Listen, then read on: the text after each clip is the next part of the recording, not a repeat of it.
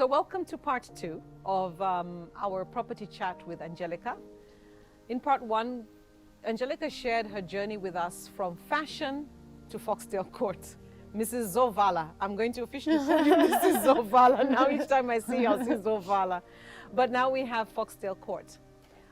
But her latest development is Foxdale Forest. And I think I would not, honestly, I'm sitting here, and if I were to take a picture and listen to the sounds and ask and give people an idea, guess where I am in terms of distance from Lusaka, they would probably think I'm very far away if they don't know Foxdale Forest.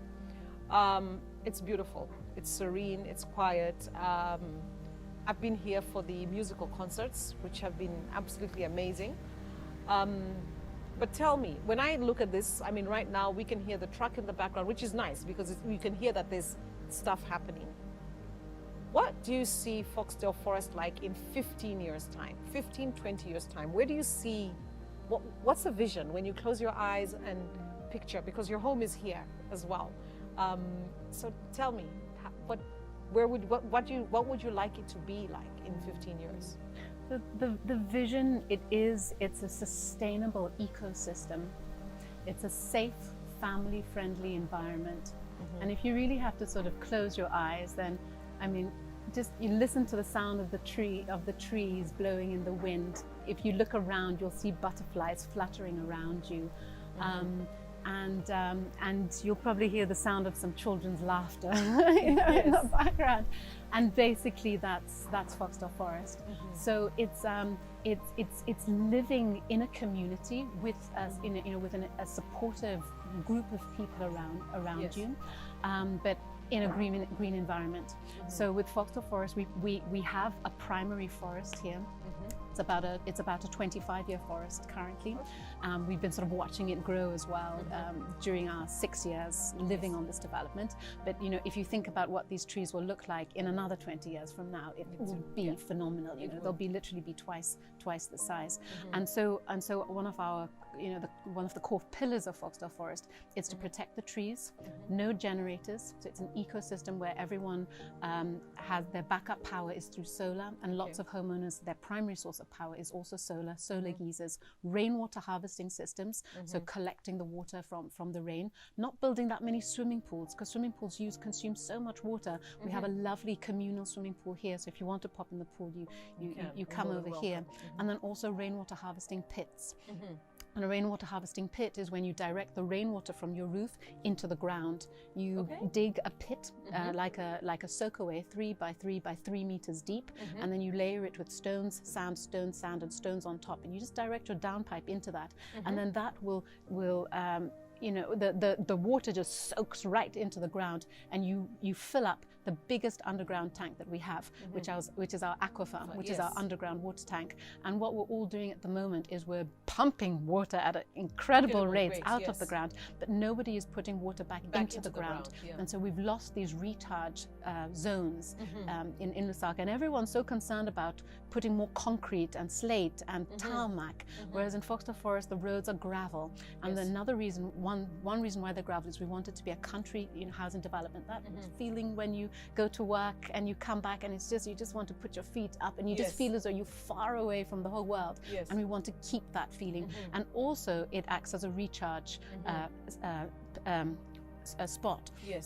By not tarring the roads, it means that the water can just sink back into the ground rather than it just being washed away, into concrete drainages and then going into a river, and then that sort of eventually finds its way, into the Pacific or something. It's like we need to fill the water here, right here, down below here, because this is where we need it. Exactly.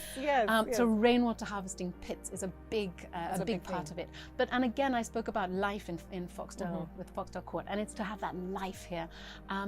So I've got 2 children, a 5-year-old and a 3-year-old, and I mean during COVID times, I mean my kids, they didn't want to go back to school, to be honest, because they had a great time. They had all their, we formed a little pod, which we still have. And the kids, they if you see just in front of us, there's a playground here, there's a swimming pool, there's a tennis court, and we have this clubhouse, which is for homeowners, for, we also have a membership scheme as well. Okay. But we keep it private. It is for the homeowners that, Yes, you know, yes. that live here. So it provides that place where people can meet each other, bring their kids can play together. I mean, during COVID, I spoke to so many moms, they're like, you know, my child has just become so isolated of their social skills. Bring them to and that's just like my kids are, you know, it's a small little pod that we had. Yes. But they've got their 6 little friends, you know, in the little pod, and just have a fantastic time. So we've got tennis lessons here, there's horse riding lessons, we have a piano teacher that comes to my house, and he then teaches all the little kids in the pod. So it's that. It's that concept. You don't have to. I remember when I was young, we'd go for piano, tennis, horse riding, all that, but we'd be sitting in the car half the time. Exactly. Half an hour here, then you have your piano lesson, and half the hour back. And basically, you can do it as with Foxdale Court, where everything is in one little spot. It's the same thing that we want to create here. And maybe long term, we'll probably have a small little sort of village type mall as well, where you can, you know, work very close to your house. You can make, there might be a little small little shop, you know, we're very much about the convenience factor, that you can do a lot in very small spaces. And so, it's interesting that it's only sitting on 25 hectares, because I think the sense, I think what people, the perception when you hear Foxdale Forest is something very, very large. But then again, you talked about it in part 1 earlier about the niche, you know, going into that niche, you know, not taking 25 hectares of land, making it a forest. I mean, I honestly, it looks larger than 25 hectares because I think it's the way everything is laid out very, very carefully. So you are 6 years into Foxdale Forest. What's next? Yeah, but maybe if I just finish up the question on where do you see the long-term vision, sort of 20 years from now. I feel Foxdale Forest, it's a little, it's almost like a pilot project. It's like it's a mini little ecosystem and an eco community. And I love having homeowners meetings because we're all like, what does your vegetable garden look like, and how many solar panels do you have, and you know, how's your solar geyser performing, and oh, maybe you should, you know. And we have these lovely discussions all together, and you know, and about, we're very big on conserving water, so we're quite competitive actually. We monitor our water levels on a weekly basis, how many thousands of liters of water we're using on a week. I currently use 8,000 liters of water a week, which is pretty good, you know. It's like one tank of water, and I've got this huge garden, and I do lots of vegetables and all of that. But basically, I speak a lot with our team and our sort of construction team, and we all have this long-term vision that this is something smaller that could be something larger, and I would love people to draw inspiration from sort of what we're doing here, and also then I think all construction should be green. It should be the first thing you do when you build is, you know, protect your forest, you know, and protect the trees. People generally like cut down the trees first, then build a wall. Here we don't have any walls, but I would love to see this concept also extended into low-cost housing. Yes. And so actually last year with all of our staff, we helped them buy land.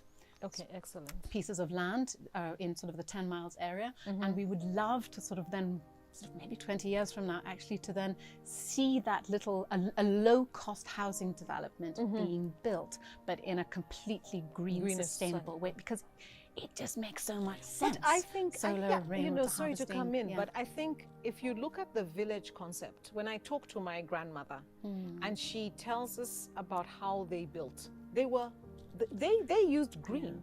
The methodologies, the construction methodologies, going back, you know, the use of cow dung for plaster, you know, the houses were built in such a way that they would be cool in the winter, cool in summer and warm in winter. And they didn't have air cons, they didn't have concrete, you know. So I think there's a lot to be said for us not discarding what we have originally is our African way of doing things, and actually building upon that, as opposed to discarding it and saying that, you know, let's, as you say, build a wall, cut down your trees, you know, because we don't have walls in the village. It's exciting that you're looking at the lower end of the market, and I think there remains a lot of opportunity there for low cost. And I think it's always been a very big challenge how to deliver low cost housing for most developers, because I think the financing structure also becomes very, very challenging.